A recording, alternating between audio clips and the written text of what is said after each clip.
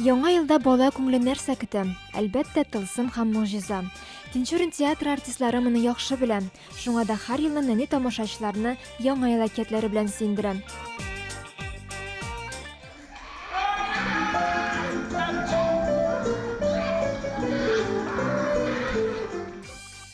Кыш абай һәм кар кызы белән очрашканчы балалар әкият китабы спектаклен тамаша кыла.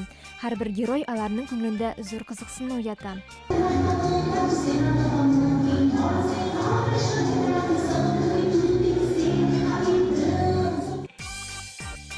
Бер генә яңа ел бәйрәме дә чыршы тирәсендә әйлән-бәйлән уйнаудан башка үтми.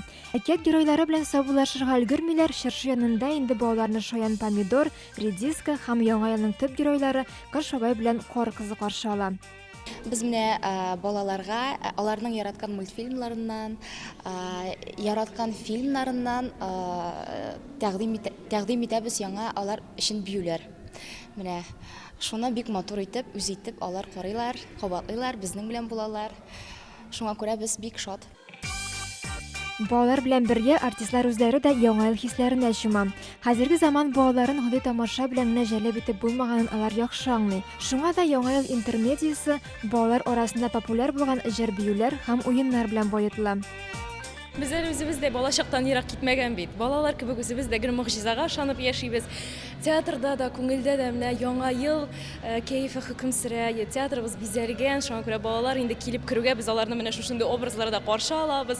Интермедия уйнатабыз, җырлатабыз, биетәбез. Инде хәзер элекке кебек ламбада түгел, алар үзләре бездән дә күбрәк беләләр. Соко, бачу, соко, вираларны биетәбез. Аны олы кеше аңламый, бу нинди бию дип уйлый. Балалар аны бик теләп бийләр, чөнки алар инде бездән күпкә алга киткәннәр. Менә без дә алар белән балачакка чумып, рәхәтләнеп, шушында күңел ачып ятабыз.